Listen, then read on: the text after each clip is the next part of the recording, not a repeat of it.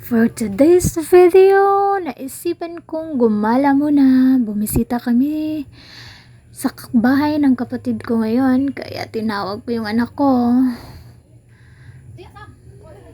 Pagdating sa bahay ng kapatid ko, yan, bukas agad yung rep. Kinain ko yung mga tira-tirang pagkain sa bagong taon. Kasi medyo nagugutom ako. Nakisali naman rin yung anak ko, kaya sinali ko na rin. Kinain niya yung mangga kahit ang asim. Siguro, ang gutom na rin yung anak ko. Kaya may nakita ko ditong tira-tirang kondensada. Naisipan kong gawin itong yema, kaya sinimulan ko agad. Hindi ko na ipakita, nilagyan ko pala ito ng kaunting oil para hindi siya dumikit masyado. Kaunti lang ha. Then, hinalo-halo ko. Hinaan ko lang yung apoy. Hinaan ko lang yan ng apoy. At chinek ko muna yung anak ko. Yan, naglalaro pa siya. Hindi pa siya umiiyak. Kaya binalikan ko yung niluto kong yamas. Hato. Hinalo-halo ko. Naisipan ko na rin magsaing dahil nag-order na yung yung pamangkin ko ng ulam sa Jollibee. Ayan, hinalo-halo ko yung yamas habang nagsasaing din. Medyo lumalapot na siya. Malapit na to. Ayan, hinalo-halo ko pa rin. Maging brown kasi ito siya pag malapit na siyang maluto at saka lumapot siya ng lumapot. Tinitingnan ko yung anak ko kasi dumating na yung order na french fries. Ayan ang ginawa. Pinagtatapon-tapon yung mga french fries, kaya pinulot ko na lang. Ako na lang ang kakain ng mga tinatapon-tapon. Binalikan ko yung yama. Yan, malapit na.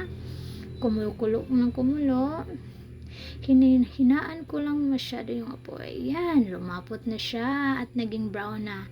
Malapit yan na maluto. Yan, malapit na.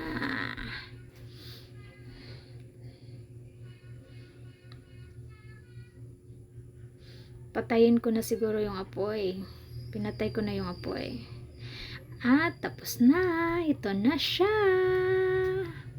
Yung iba kasi, patigasin nila. Yung sa akin, hindi ko masyadong tinitigas kasi matigas at saka hindi makakain ng mga anak ko. Ayan, lumamig na. Ginawa ko siyang maliit na circle para mas madali siyang makain ng mga anak ko. Ayan, bago niyan, tikman nga. Sarap ah. Pagkatapos ng yaman, sinanda ko na ang pagkain. Ito ang nilagang manok Bisaya. Ito ang chicken joy. Nagsukat na rin ako ng maliit na kanin at saka kainan na. At bago yan, pinakain ko muna yung mga anak ko. Bago ko kumain, pinakain ko muna sila para at hindi ko na lang pinakita na sa video. Kaya to, kain ako kasi tapos na sila. Medyo nahirapan talaga ako magtagalog. Ang hirap talaga. Ang sabaw, malasang malasa. Malasa siya.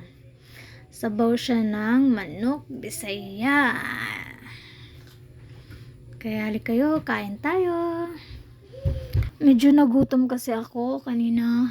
Hindi kasi ako nakakain ng tanghalian. Kasi pagkatapos namin nag-breakfast, pinaligoan ko yung mga anak ko. Nakatulog rin ako, kaya pagising ko, nagutom na ako. Naisipan ko na rin bumisita sa bahay ng kapatid ko, baka may pagkain. Kaya tama-tama may pagkain nga. Kaya salamat sa Diyos, nakakain rin. Ayan, tapos na akong kumain. Uminom na ako ng kaunting coke. Relax na yan kasi usog na. And that's for today's video. Thank you for watching.